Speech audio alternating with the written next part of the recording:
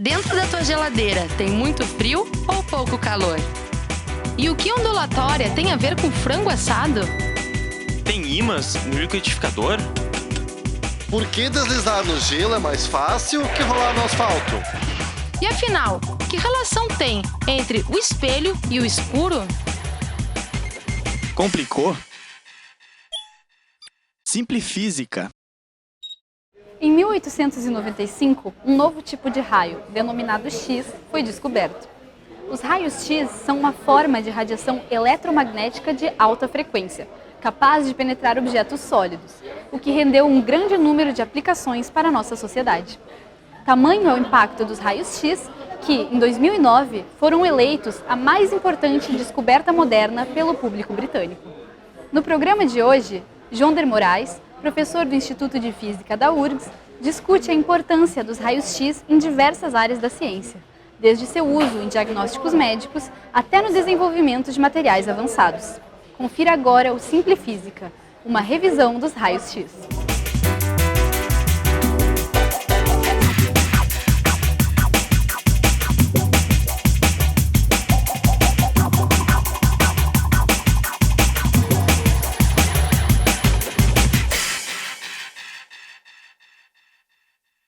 Eu dividi a palestra nos seguintes tópicos. Elas são... vou falar um pouco da descoberta propriamente dita. Depois eu vou dizer o que são esses raios, né, desconhecidos na época e são chamados de raio-x. Sobre como você os produz, ou como são produzidos, para que são usados hoje em dia e o que foram usados ao longo dos anos. E terminar com uma conclusão. Como vocês podem ver aqui nessa imagem, na virada do século, no início do século XX, o desejo de se usar a aplicação de raio-x em medicina foi quase que imediato, foi quase que natural e esse era uma das primeiras aplicações que aconteceram e foi de um modo inusitado, eu diria. Então, sobre a descoberta, foi graças a esse professor, esse pesquisador, Wilhelm Conrad Röntgen, de Würzburg, na Alemanha. Ele, fazendo um experimento no seu laboratório, ele tinha até um laboratório em casa também, mas fazendo um experimento no laboratório da universidade, ele percebeu que, ao estudar alguns tipos de raios catódicos, que eram lâmpadas especiais que eram muito investigadas na época, ele notou que no canto da sala ele via uma luminosidade, mesmo no escuro, aparecendo na hora que ele ligava aquelas lâmpadas. Alguma coisa chegava lá. Isso foi, a primeira observação foi 8 de novembro de 1895. Ele trabalhou 6 semanas, um pouco mais, e falou assim, vou pedir a mão da minha esposa. Chamou a esposa dele e pediu uma mãozinha para ela dar uma ajuda. E que ele queria falar assim, olha, eu preciso que você coloque a mão nessa chapa fotográfica, eu vou te expor a uns raios que eu não sei o que eles fazem, e você tem que ficar parada por 20 minutos. E deu essa radiografia aqui. A esposa Berta, ele fez essa imagem, com esse raio, ele conseguiu o que se chama da primeira radiografia, vamos dizer assim, humana, oficial, vamos dizer assim. E isso ficou famoso e eu queria aproveitar e agradecer ao Museu Alemão de Röntgen, que me cedeu vários materiais e foram muito gentis, especialmente o diretor, que entrei em contato. Bom, depois dessa breve, eu vou explicar como é que funciona um pouco mais de detalhe, mas para vocês terem uma ideia de como era o laboratório dele, era basicamente cheio de bobinas para gerar alta tensão, algumas coisas de vidro que pareciam lâmpadas, e um espaço bastante amplo até. Nesse caso, num dos cantos da sala dele, ele brincava, num lado, fazia testes com esses tubos, que era moda na época, todo mundo estava investigando esses tubos de raios catódicos, que chamavam. Eles, no claro, ao você ligar, eles estavam transparentes, desse jeito que você ligava no escuro, eles davam uma luz esverdeada no vidro, e faziam sombra. Essas partículas, ou esse raio que saía dali, que eles chamam de raios catódicos, geravam esse feixe, uma cor azulada no gás, aqui dentro fazia vácuo, tinha um gás especial, rarefeito, e em determinadas condições você via essa, que a gente chama de fluorescência desse vidro, e você vê aqui, isso foi colocado uma cruz de Malta, e esses raios que estão aqui, eles eram bloqueados por essa cruz e fazia essa sombra. Então, existiam várias pessoas, vários pesquisadores estavam tentando entender isso. O que ele fez? Nesse laboratório, ele colocou, completamente no escuro, colocou um obstáculo em volta para ficar bem no escuro, e ele percebeu que um papel feito com ciano platino de bário, ou cianeto de bário platina, que estava lá num canto, usado por suas propriedades condutoras, brilhava. Ele fez isso várias vezes, colocava várias barreiras e o brilho desse papel mudava de acordo com a proximidade que ele estava da lâmpada e etc. Essa investigação de 6 semanas foi bastante coerente, bastante com uma metodologia científica bastante precisa, e ele teve certeza do que aconteceu, tanto que em janeiro do ano seguinte ele fez a apresentação pública na própria universidade e, na verdade, ele fez isso primeiramente no departamento de medicina, tá? Que ele percebeu rapidamente que era bastante útil. E o que ele fez, ele tinha um amigo dele que era o chefe do departamento, e ele novamente pediu para o amigo dele: olha, fica parado aqui, com a sua mão em cima dessa chapa fotográfica, eu vou ligar esse aparato, essa lâmpada, aqui está a fonte de alta tensão, e fez uma fotografia, uma radiografia, podemos dizer assim, da mão desse pesquisador, o professor Killiker, e ele, na hora, todo mundo que estava presente ficou fascinado com isso. Você vê dentro do seu organismo, né? Alguns diziam que até a esposa do próprio cientista falava que viu a própria morte na hora que ela viu a foto da mão dela. Isso causou um espanto geral e todo mundo queria chamar propôs chamar de raios Röntgen, em homenagem ao descobridor, e ele não gostava muito dessa ideia, preferiu chamar de raio-x pelo desconhecimento da origem, que ele não sabia exatamente do que se tratava. Bom, ele logo mesmo antes dessa apresentação, ele já tinha oficialmente publicado essa sua descoberta nesse artigo e nesse outro em janeiro, e que chamava um novo tipo de raios, mais ou menos isso que ele quis dizer, sobre um novo tipo de raio.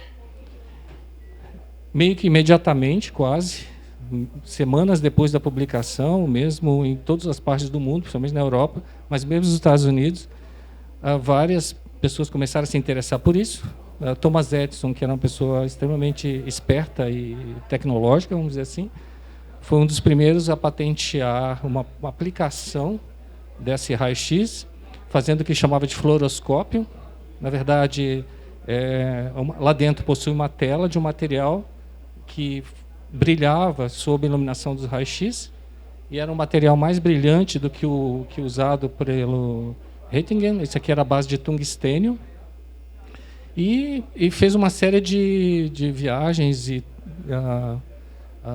demonstrações, vamos dizer assim, em que as pessoas ficavam de frente a aquela lâmpada, muito parecida com aquela que vocês tinham visto, e o olho do observador aqui que era a chapa fotográfica. Então a pessoa via ao vivo as coisas acontecerem. Então o raio-x atravessava a pessoa e ao mesmo tempo ela observava a imagem ao vivo, né? Então era impressionante. Imagina você ter essa oportunidade. Não sei se vocês provavelmente todos aqui já fizeram algum tipo de exposição ao raio-x, seja no dentista, no médico, em algum lugar. Mas certamente vocês não ficaram brincando diretamente com a radiação. Tem todo um cuidado, né? Nessa época era desconhecido. Isso foi se desenvolvendo. Isso aqui é uma foto na França. Você está vendo o tamanho da lâmpada aqui embaixo? A cirurgia era feita e o médico, com o fluoroscópio no rosto, nos olhos, ele conseguia ver o que estava acontecendo com o maior cuidado. Então foi uma coisa bastante impressionante. Existiam cabines de observação como essa aqui, a pessoa está lá dentro, aqui está uma chapa de material que iluminava com contraste, então a pessoa podia observar uma série de coisas. Isso foi praticamente já em 1896, no ano seguinte, isso proliferou rapidamente. E em termos de aplicação para dentistas, ou na área dentária, isso foi feito 14 dias após a publicação do artigo, aquele que eu mostrei para vocês, de dezembro, perdão. E foi a pessoa se autofotografou, o pesquisador, seria o Dr. Alkhoff. Ele ficou 25 minutos exposto a essa radiação e essa raio-x, né? E tirou essa foto. Só para vocês terem uma ideia, o modelo atual, que hoje em dia tem uma potência equivalente a essa usada na época, você precisa, para tirar uma imagem, fração de segundo, ou no máximo alguns segundos. Então, e teve muito mais coisas. O raio-x se tornou tão popular que se fazia sabão. Então, limpava mesmo, você não via nem com raio-x, entendeu? Tinha uísque, remédios em geral, e até se você estava sofrendo de alguma dor de cabeça, você podia se expor aos raios-x para o tratamento. E isso era relativamente popular. Mas o que me deixou mais chocado foi, durante a preparação, eu não coloquei tudo aqui. Tem certas coisas que eu preferi não mostrar. Mas esse caso, na década de 20, alguém desenvolveu um aparelho que, ao expor os raios-x, a pessoa perdia o cabelo. Fazer longas sessões, eu estou falando de semanas por horas, porque eles viram que, eventualmente, depois de longas exposições, a pessoa perdia o cabelo. Então, eles acharam que era interessante, que quisesse usar uma peruca, alguma coisa assim, né? E ele ficou rico, mas temporariamente, porque se viu que as consequências eram mais fortes do que perder cabelo. Esse aqui é fantástico. Na década de 40, 50, você já sabia-se bastante informação. Nos Estados Unidos, você entrava em certas sapatarias e colocava, e tinha esse aparelho na porta. Eu quero ver, eu tenho certeza que o meu sapato está muito bem colocado, não vai causar nenhuma joanete ou qualquer coisa assim. Então, você enfiava os pés aqui, criança, adulto também, e aqui dentro tinha um tubo de raios catódicos que produzia raio-x e tirava uma fotografia, em que você podia observar se seu pé está ok, se está good, fair, se está ruim. Então, a avaliação era feita dessa forma. Isso era bastante difundido e até os anos 50. Bom, além das aplicações desse tipo, vieram outras partes de admiração pelos raios-x, mais particularmente envolvendo o ocultismo. Por quê? Imagine, você enxerga o esqueleto da pessoa com ela viva, às vezes se mexendo, então faziam piadas disso, então você podia estar vendo a morte de uma maneira instantânea. Existiam shows em teatros, em que vocês podem notar aqui, a mão, a chapa, né, e tem aqui uma lâmpada daquele tipo que eu mostrei para vocês, um tubo de raios catódicos, e as pessoas às vezes pintavam certas partes do teatro com substâncias que ilumineciam sob a iluminação de raio-x. Então, era iluminado todo o ambiente. Tá? Um dos mais interessantes, principalmente na França, no início do século XX, era você entrar numa sala com várias peças de vidro. Vocês lembram quando eu mostrei aquela lâmpada? Tinha uma luz esverdeada, bonita, do tubo de vidro. Imagina você num lugar com candelabro, tomando água e tudo fluorescendo daquela forma. Era muito chique, né? Então, aqui está a lâmpada, olha, aqui no cantinho. A pessoa que está servindo aqui. Então, da forma que ela era construída, tudo que era de vidro, óculos, etc., tudo ficava de uma cor diferente, no escuro. Então, isso era bem interessante.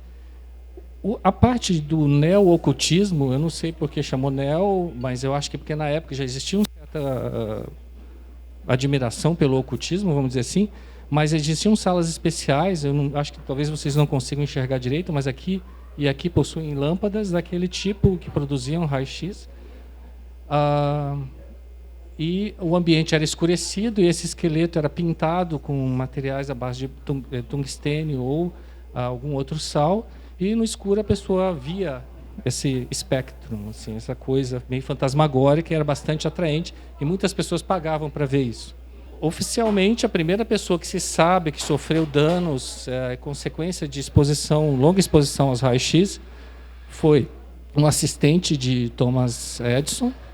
Ele foi horrível, não vou descrever os detalhes da morte dele, mas foi algo extremamente rápido, ele tinha menos de 30 anos. E aqui está uma foto dele com Thomas Edison observando um dos aparelhos que foram comercializados, que era bastante comum. E ele, tragicamente, sofreu consequências de longa exposição da radiação e, logo a seguir, as pessoas começaram a se dar conta, tinha alguma coisa errada, mas mesmo assim, na área popular, ninguém se preocupava muito, até os anos 40, 50. Então foi uma coisa bastante interessante, vamos dizer assim, e a maneira com que a sociedade abraçou esse tipo de descoberta e como foi aplicada de uma maneira tão espontânea é algo espantoso, né? Então, o que na realidade eles são? O raio-x é luz, só que é uma luz que a gente não enxerga. Se você considerar a parte que o espectro eletromagnético, pelo que a gente consegue dar nomes, vamos dizer assim, pelo menos o que a gente normalmente trabalha ou estuda, a luz visível que a gente enxerga aqui é uma região bastante restrita. Vai de 400 nanômetros a 700 nanômetros de comprimento de onda. A onda seria um período dessa onda que está representada aqui. Se você vai para além do infravermelho, com comprimentos de ondas maiores, isso seria o que a gente chama de ondas de calor. Abaixo do azul seria o ultravioleta, são ondas mais curtas, né? E os raios-x são aqui, na faixa de 10 a menos 10 metros de comprimento de onda. Então, você está falando de 1 angstrom. Tá? É muito menor do que o visível. Então, o que você enxerga com essa luz é completamente diferente. Quanto menor o comprimento de onda, mais energética elas são, maior o poder de penetração dessa radiação, dessa onda eletromagnética. Então, é um caso particular. Só para vocês terem uma ideia, eu coloquei alguns objetos aqui, e os nomes das radiações, aqui ondas de rádio, micro-ondas, infravermelho, o espectro visível, ultravioleta e os raios-x.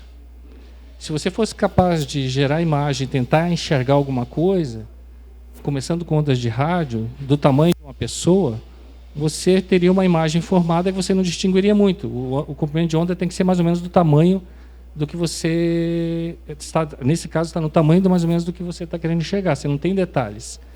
Se você diminui esse comprimento de onda, você começa a ver detalhes do que está acontecendo nessa imagem. Se você vai mais um pouquinho de comprimento de ondas menores, você começa a ver que se trata de um rosto. Já no infravermelho, você enxerga detalhes, geralmente ligados a alguns detalhes mais de feição. Se você vai para o infravermelho bem próximo, você tem praticamente uma imagem em preto e branco, que é o que se usa em detecção de calor, geralmente. No espectro visível, vocês estão acostumados. E se eu vou para o ultravioleta, os dermatologistas iam adorar isso, você vê detalhes que você não gostaria de ver. E no raio-x, vocês já sabem, porque já desde há 120 anos já fazem esse tipo de experimento aqui. Então basicamente, é um tipo de raio-x, é um tipo de onda eletromagnética, é um tipo de luz com um comprimento de onda muito curto e capaz de atravessar matéria, dependendo da espessura do que atravessar e a densidade desse material. Como que eles são produzidos? Vamos começar pelo como era feito na época, não se mudou muito. Isso aqui é uma reconstrução daquele laboratório da foto preto e branco, que eu mostrei no início. Isso aqui é na própria universidade, eles fizeram um memorial, você pode visitar e ver isso daqui. E dentre as coisas que tem lá dentro são alguns das lâmpadas de raios catódicos, ou tubos de raios catódicos que tinham lá. E vocês veem que ele já está maior e aperfeiçoado, isso já era em 1906. Então, foi feita uma série, era muito mais potência, ou muito mais tensão que se aplicava para produzir raios cada vez mais poderosos e mais fortes, né, para eles. E, basicamente, uma evolução dessas primeiras lâmpadas que a gente viu no começo. Então, esses tubos que foram desenvolvidos inicialmente, anos antes, por Crookes, que se chamava até de lâmpada de Crookes, ou tubos de Crookes, esses tubos de raios catódicos eram bastante comuns, as pessoas estavam tentando entender o que causava esses raios, o que eram essas partículas. Eventualmente descobriram que se tratava de elétrons, partículas carregadas negativamente, ou seja, eletricidade, e que ao impactar aqui, nessa parte do vidro, produzia essa luz, mas também produzia algo a mais que saía desse tubo. Então, isso aqui é uma foto do laboratório lá, isso aqui são tubos que realmente a Röntgen usou. Ele foi desenvolvendo as geometrias, partindo desse aqui, foi para outras geometrias em que ele notou que, dependendo da distância e das condições que eram feitas entre o anodo, onde sai onde saíam os elétrons, onde saíam o feixe e onde eles atingiam um alvo aqui, esses raios catódicos causavam uma boa eficiência. E, em vez de ser um raio-x espalhado para todas as direções e com pouca eficiência, ele conseguiu desenhar e fazer uma evolução disso para que você direcionasse os raios-x produzidos. Isso, basicamente, é muito similar ao que se faz hoje. É um trabalho de vidraria, você faz vácuo nesse interior, você quer tirar o ar lá de dentro, e um grande desenvolvimento foi, não nos antigos, nessas lâmpadas mais antigas, não existiam filamentos aquecidos que produziam bastante elétrons. Eles, em vez disso, eles usavam um simples metal. E, com isso, com esse desenvolvimento de um filamento aqui no catodo, de onde você, uma vez aquecido, gera elétrons, eles saem mais facilmente desse filamento, como se fosse uma lâmpada incandescente. Esse foi um grande, vamos dizer assim, uma grande evolução desses tubos de raios catódicos para a produção de raio-x, porque você tinha uma grande produção de elétrons por um filamento aquecido, era aplicada uma grande tensão, uma diferença de uma voltagem muito alta entre esse catodo, que a gente chama de produz elétrons, e o anodo, onde esses elétrons vão bater. Esse aqui é negativo, esse aqui é positivo. Eles são atraídos e, ao ser freado, ao se bater nesse alvo, além de aquecer o alvo, ele gerava essa radiação chamada raio-x. Aqui está até mostrando que, atualmente, muitas vezes você precisa, a maioria das vezes, você precisa refrigerar esse seu alvo para não derreter. Então, passa água aqui dentro para refrigerar esses tipos de ânodo. E qual a característica principal desse raio-x? Ele vai sair algo dessa forma aqui. Ele vai ter uma grande... Esse aqui foi energia, então quanto maior desse lado, maior a frequência. Isso aqui, intensidade, você vai ter uma grande forma desse tipo de espectro, uma distribuição homogênea, e que a gente chama de... cuja origem é justamente por esse freamento que os elétrons recebem lá dentro, e cujo máximo de energia que ele vai aqui, ou o menor comprimento de onda dos fótons de raio-x produzido, tem a ver justamente quanto maior energia, ou maior aceleração você está dando para essas cargas. Então, se você aplica uma tensão muito alta aqui, V0, mais longe em energia esse gráfico vai ficar. Então, como eu falei antes, apenas 1% da energia que você está jogando nesse sistema vai ser para gerar raio-x. A maioria é gerar calor. Tá? Além desse grande fundo aqui, existiam linhas especiais que também atraíram bastante atenção na época, que vou explicar detalhes mais à frente.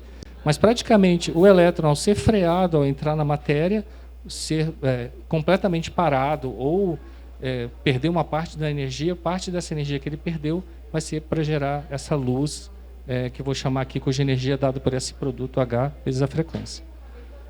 Esse aqui é um exemplo típico de espectro em que você vai aumentando cada vez mais de 8 para 25 para 50. Você vê que você vai ter radiação cada vez mais intensa e mais energética, com menor comprimento de onda, é o inverso daquele outro gráfico. E as linhas aqui, alfa e beta. Essas linhas alfa e beta, na verdade, é o que a gente chama de raio-x característicos. Elas dependem do material do alvo.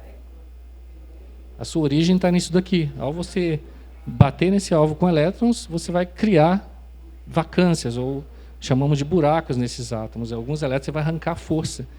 E ao esse átomo voltar para o seu estado fundamental, vai vir elétrons de outros lugares, e ao decair, eles vão emitir essa luz, né, essa radiação com uma energia bastante alta e bem definida aqui. Então, praticamente, isso aqui é uma assinatura do material que você está usando como anodo no seu gerador de raio-x. Então, você pode usar isso para sua vantagem. Como, por exemplo, escolher que tipo de energia mais intensa que você quer, ou mais estreita. E você vê que depende. Se você vai de titânio, vanádio, cromo, essa energia das linhas alfa 1, alfa 2 ou beta vão mudando de 4 para 8. Tá? Então, quanto maior o número atômico do elemento que está sendo no alvo, mais energia você vai ter. Então, além de produzir raio-x, você podia usar isso como uma seleção. Mas, basicamente, o que eles estavam utilizando é essa grande faixa contínua de radiação de raio-x altamente energética, de baixo comprimento de onda, quando estava usando uma lâmpada comum. Então, hoje em dia, quando você vai ver que é usado comercialmente, é algo mais próximo disso aqui. Esse aqui não precisa refrigeração, é refrigerado por fora, mas não chega a entrar lá dentro. Esse aqui é o alvo de cobre. Esse aqui tem um filamento aquecido e aqui é acelerado, são os acelerados elétrons para lá. Novamente aqui, quando você precisa de muita potência para evitar o derretimento do alvo, né, que está freando esses elétrons, o que se usa muito é um anodo rotativo. Isso veio praticamente final dos anos 50 e trouxe uma grande vantagem. Você produzia muito raio-x com um material muito pequeno e com uma altíssima eficiência. Então, você consegue girar isso aqui dentro desse vidro, aqui é vácuo aqui dentro, assim como todas as outras lâmpadas que eu mostrei. E você consegue, aqui está o filamento, e à medida que isso roda, ele é atingido pelos elétrons e vai emitindo raio-x. Para o que são usados, a maioria das vezes vocês já sabem, as consequências, como eu falei antes, todos nós já fizemos uma radiografia em que você se expõe na frente de uma lâmpada daquele tipo, e se tem uma imagem 2D, uma espécie de sombra, um sensor aqui atrás, não precisa usar as chapas fotográficas mais.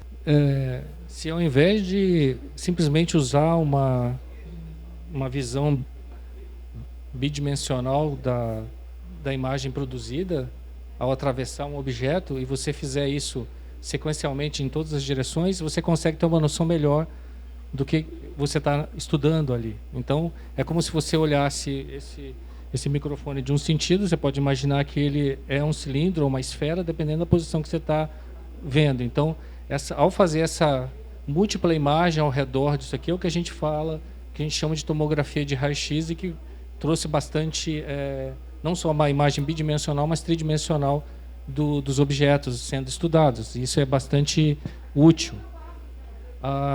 Novamente, existe a portabilidade, inclusive de raio-x. Eu vi essa empresa aqui que vende fontes de raio-x portáteis para uso dentário, e dizem que esse disco aqui possui proteção para o operador, e obviamente não para a pessoa que está sendo alvo, mas há uma propaganda em torno. Eu achei curioso isso. Então as fontes estão ficando, mesmo hoje em dia, está se desenvolvendo outras fontes de raio-x para o mercado.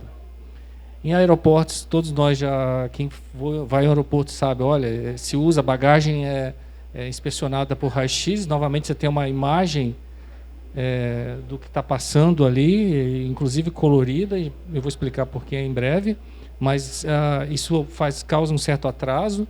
Se deseja fazer isso de cada vez mais rápido e mais eficiente. Então, ano passado saiu essa empresa que lançou essa tomografia de raio-x para malas. Então, você não vai precisar abrir mais, em vez de ter uma imagem bidimensional, você não tem ideia do que tem lá dentro. O que eles dizem é que você pode, na imagem, procurar o que está lá dentro, de ver todos os ângulos que você quiser, e ser muito mais rápido. Então, essa é uma empresa, imagine o preço desse dispositivo para um aeroporto, mas seria bastante útil e além de dar uma inspeção de que se tem explosivos ou não, eles conseguem distinguir isso, segundo eu pude ler do site da empresa, o que é bastante impressionante. Depois de tudo isso, mesmo com a evolução rapidamente após a descoberta que ele fez, o cientista ganhou o primeiro Nobel, foi para ele, de física, em 1901, logo depois da sua descoberta, em reconhecimento aos raios que eles descobriram. E no prêmio eles deram o nome dos raios, não de raio-x, como ele desejava, mas deram o nome dele, os raios Röntgen, que na Alemanha é usado até hoje. E ele virou um selo também, que é legal. Mas quais as consequências científicas disso, né? Não foi só o que a gente usa hoje, mas foi uma série de desenvolvimentos científicos que ocorreram. Por exemplo, esse Max von Laue, esse cientista, ele pegou e começou a usar aquelas lâmpadas e produzir raio-x de alta intensidade e iluminar cristais. O que são cristais? São materiais cujos átomos estão bem espaçados, bem repetitivos, um padrão bem certinho.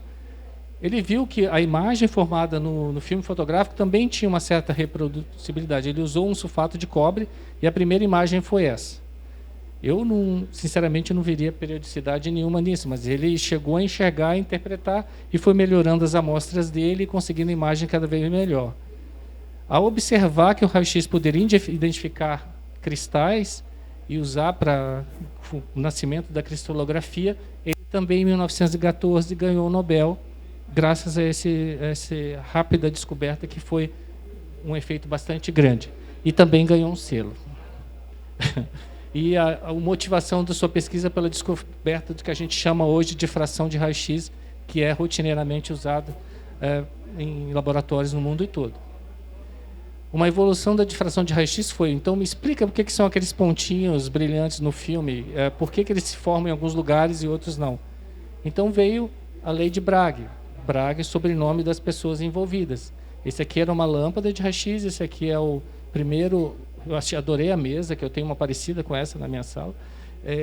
Ele apoiou as amostras ali, os cristalzinhos, e começou a fazer uma série de medidas e conseguia, numa fórmula bastante simples, explicar que aqueles padrões que se obtinham era devido às distâncias entre os planos cristalinos no cristal. Por exemplo, se for um cristal de NaCl, sal de cozinha, você conseguiria ter um padrão específico, e ele explicava que eram como se fosse, os raios-x são ondas eletromagnéticas, se interferem uma sobre a outra, se superpõem, às vezes somando, às vezes destruindo uma outra. Então se formava um padrão bastante elegante.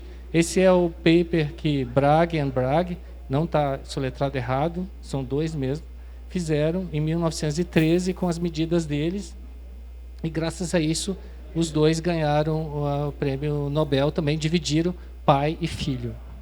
Então ficou em família, e tem um selo também. Então foi pelos serviços que eles fizeram na interpretação dos dados e utilizar aqueles padrões para entender as distâncias interatômicas dentro de um cristal, que é bastante sofisticado. Você está começando a enxergar coisas que você não podia enxergar mais. E graças ao raio-x você consegue analisar materiais e descobrir novos materiais. E veio também um outro aspecto. Lembra que eu falei que alguns materiais emitiam luz que você enxergava visível, uma luz esverdeada ou não? Mas existia uma emissão secundária de raio-x também. E esse pesquisador, Charles Barkla, procurou essa característica desse secundário. Não só isso. Ele mostrou que os raios-x eram ondas assim, do mesmo natureza que a luz visível. Mostrou, olha, não são que nem o som, são ondas transversais, o seu padrão é transversal. E, além disso, em 1905, já em 1906, ele fez uma série de medidas, isso de um trabalho dele, em que analisou cuidadosamente vários materiais, explicava o que ele obtinha, se botava um obstáculo na frente com uma determinada espessura, uma folha de alumínio, por exemplo, e dependendo do alvo do anodo, você tinha umas linhas específicas aqui, que eram uma assinatura dos elementos. Ele chamou de linhas A e linhas B. Logo depois ele notou que tinha que chamar de K, L, porque o começo de A e B estava meio carregado. Então ele foi para o meio do alfabeto, foi escolha dele. Então quando você estuda átomos e vê K, L, M, aquelas camadas, começou aqui. Então o que seria essa fluorescência de raio-x? Você ilumina com raio-x, aqui eu represento novamente com esse símbolo de energia HNI, é absorvido por um elétron que está ligado num átomo lá, esse elétron é ejetado ou ele vai para um nível superior, e quando esse espaço deixado por esse elétron que absorveu essa luz, esse raio-x, há um decaimento, ele é preenchido por outro e a energia, o excesso de energia é emitido na forma de um outro raio-x. Então você vai ter uma série de linhas, se você pensar, é como se você tivesse a identidade dos elementos que estão lá na sua amostra que você está iluminando, e se você identificar cada uma dessas linhas e medir a intensidade, você consegue quantificar também. O que é muito bom. Você vai usar raio-x agora para saber o que tem numa amostra que você, num material que você não conhece. E hoje em dia você também, achei legal que você pode comprar até materiais de fluorescência portáteis. Então você compra algo desse tipo e você vai lá e diz o que tem naquele material alvo seu lá. Ele, graças a esse trabalho, também ganhou o Prêmio Nobel em Física em 1917. E, nesse caso, foi devido à emissão característica, ou raio-x característica, ele chamava de raios Röntgen característicos dos materiais e a identificação deles, que foi um trabalho bastante minucioso e muito bonito, por sinal. E vamos ao famoso história de Rosalind Franklin, que é a pessoa que conseguiu fazer uma difração de raio-x, uma medida, uma imagem de difração de raio-x de amostras de DNA, isso na década de 50, E, graças a esses dados dela, ninguém conseguia entender exatamente qual era a estrutura do DNA. Graças a esses dados, se não fosse por essas medidas que ela fez, os pesquisadores que usaram esse dado não conseguiriam entender que o DNA tem essa estrutura de dupla hélice, bastante complexa. E dizem que, na época, foi o melhor que se podia conseguir. Ela, infelizmente, faleceu muito cedo e não pôde... não foi... Não só por causa do falecimento dele, mas ela não foi, a sua importância não foi devidamente reconhecida na época. E o Prêmio Nobel, com a descoberta da estrutura do DNA, entre outras coisas, foi dado a 3 cientistas que utilizaram, um deles utilizou diretamente aqueles dados que eu mostrei antes, aquela chapa, vamos dizer assim, aquela imagem de difração de raio-x, aquele difratograma, para obter estrutura. Eu vou agora falar da minha mais para o lado que eu trabalho. Outro efeito bastante interessante, que eu acho mais bonito de todos, por isso que eu gosto tanto, é o caso do efeito fotoelétrico. Você jogar uma luz em cima de uma superfície, de um material, você pode tirar elétrons dele. Não importa se essa luz seja raio-x ou não. Se ela tiver energia suficiente para arrancar esse elétron vai sair com uma energia cinética, que a gente chama, ou mais rápido ou mais lentamente, quanto maior for a energia dessa luz que está incidindo. Então, você tem aqui um balanço bem energético bem simples. A energia cinética desse elétron, que vai ser ejetado daqui para fora do material, vai ser a energia da luz que você está iluminando, menos a energia de ligação, quão forte esse elétron está ligado ao núcleo atômico.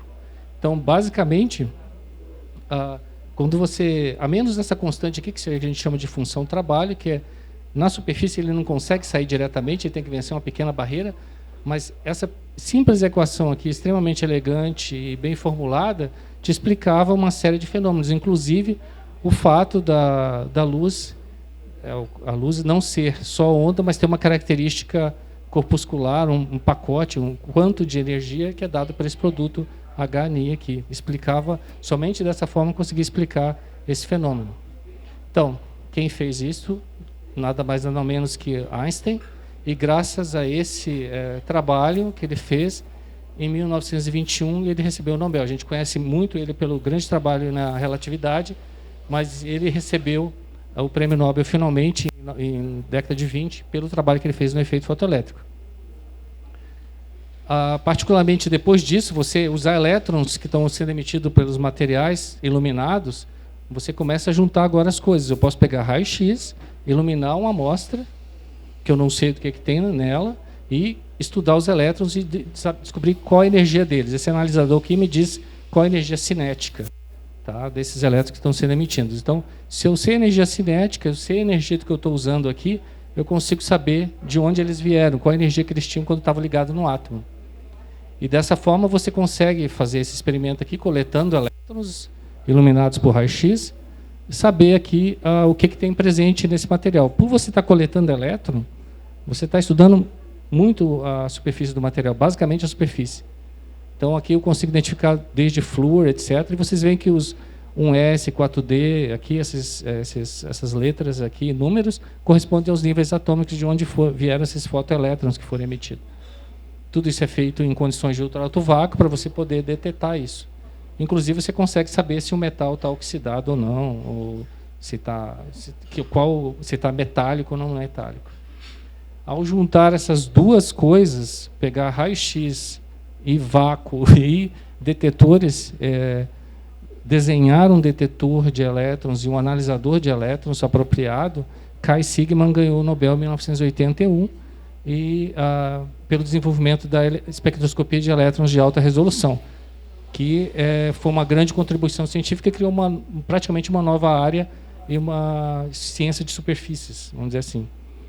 Então, o laboratório que eu coordeno lá no Instituto de Física da URGS usa esse equipamento como seu principal equipamento, e aqui vocês podem reconhecer que aqui está um analisador exatamente daquele tipo e numa câmara de ultra-alto vácuo onde a gente estuda as superfícies. Então, graças a essa sequência de prêmios Nobel, uma das consequências é a gente poder estudar materiais de uma forma muito sofisticada. Esse ano, em junho, eu tive a chance de até dar um seminário em Uppsala, onde Kai Sigman trabalhava e visitamos laboratório, etc. Inclusive, foi bastante legal você ver isso de perto. Foi muito bonito. Bom, a gente viu, vou para finalizar agora, que elétrons freados ou desacelerados produziam raio-x. Se você, de alguma forma, conseguir controlar a trajetória desses elétrons, por exemplo, numa trajetória circular, eles vão estar sujeitos a uma aceleração de outro tipo, centrípeta, e você pode provar que eles vão emitir raio-x com isso também, mesmo velocidades muito baixas. Então, qualquer carga acelerada, por exemplo, elétrons, acelerada por uma aceleração numa trajetória circular, uma aceleração centrípeta, vai emitir uma emissão de radiação isotrópica. Ela vai igual em todas as direções. Se você acelerar ela bastante, próxima à velocidade da luz, essa radiação vai ser concentrada num cone bastante estreito e direcionada, e com uma intensidade bem maior. Isso vai depender, essa largura desse cone, vai depender de quão rápido a sua velocidade desse elétron está em relação à velocidade da luz, que é representada pela letra C. Isso se tornou uma ferramenta bastante útil, então se criou uma série de anéis de armazenamento, aceleradores de elétrons, que chamamos hoje de geradores de luz síncrona, essa radiação produzida aqui por esses elétrons acelerados ao passarem por certos ímãs ou certas trajetórias forçadas de linha reta para uma circular, eles emitem essa radiação que a gente chama de luz síncrona, e um típico laboratório de luz síncrona é algo desse tipo, onde você tem os anéis de armazenamento, que armazenam os elétrons que foram gerados nesses outros aceleradores aqui internos, e cuja luz síncrotron é distribuída aqui dentro e filtrada para uma determinada frequência ou energia que a pessoa quer utilizar. Então, novamente, aqui está a representação que eu fiz antes. Geralmente, em cada cantinho desse aqui, representado por essas caixas vermelhas, você tem um ímã, e ao passar dentro desses ímãs, os elétrons vão emitir essa radiação síncrotron. Também existem outros dispositivos que são mais sofisticados, que forçam o elétron a fazer trajetórias e que produzem muito mais intensidade de luz.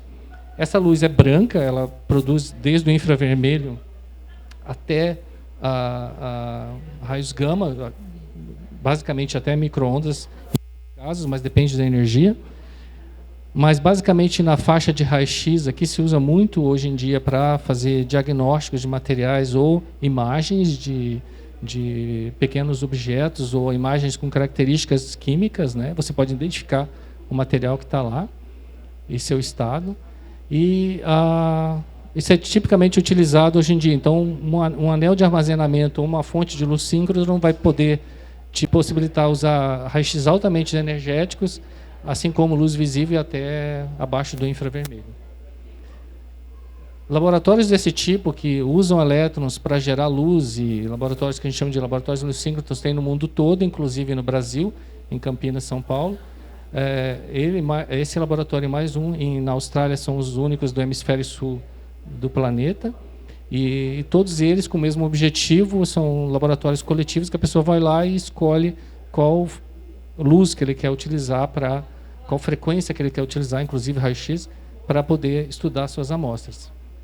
Aqui estão uns exemplos de laboratórios na França, Estados Unidos, aqui outro na França também e na Itália, que possuem sempre esse mesmo tipo de formato, são anéis, a gente chama de anéis, mas na verdade são segmentos, né, são polígonos internos lá que faz a trajetória do elétron. E esse aqui é a imagem interna do laboratório síncrotron de Campinas. Esse foi inaugurado em 97, vai fechar esse ano, ele está terminando o seu uso agora, está se aposentando. Então, esse aqui, só para ter uma ideia, esse aqui tem 100 metros quase de perímetro, aqui dentro, no anel de armazenamento. E lá dentro possuem esses anéis com vácuo, onde os elétrons dão voltas, e todos aqueles elementos que eu mostrei antes. E aqui saem, nesses tubos aqui radialmente distribuídos, sai a luz síncrotron que os pesquisadores utilizam. Por um lado, é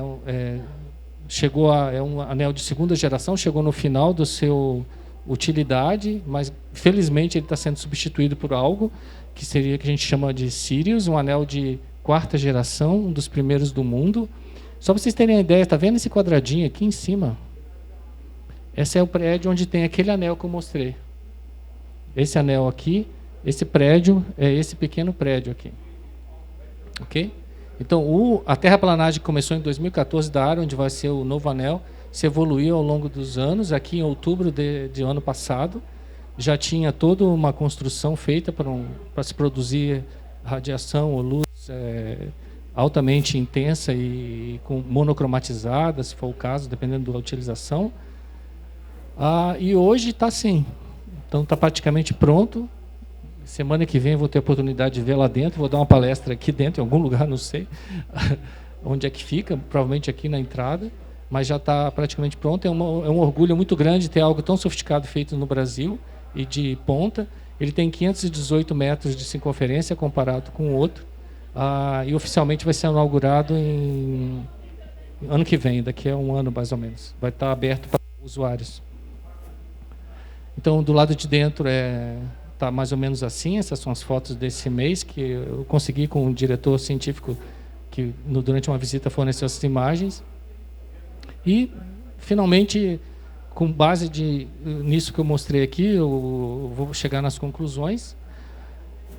A raio-x, a descoberta, todo mundo fala que foi acidental. Na minha opinião, foi uma oportunidade que o cientista viu e entendeu o que estava acontecendo, conseguiu interpretar de maneira correta, e essa descoberta foi absorvida, vamos dizer assim, pela sociedade de uma maneira muito forte, foi assimilada e utilizada até demais no início. Hoje em dia a gente ainda utiliza, e as consequências importantes nas diversas áreas, principalmente na ciência, que eu destaquei algumas aqui, são extremamente importantes, e o uso de fontes sofisticadas, como as de luz síncrotron, que produz, além de raio-x, outras frequências, outros comprimentos de onda de luz, proporciona descobrir novos e novos materiais. Então, muito obrigado a todos. Acho que é bem apropriado para o dia de hoje ver alguns esqueletos, né? Então, um feliz Halloween para vocês e obrigado pela atenção. E eu queria agradecer também esse casal aqui, que teve paciência com esse guri aqui durante muito tempo. Muito obrigado.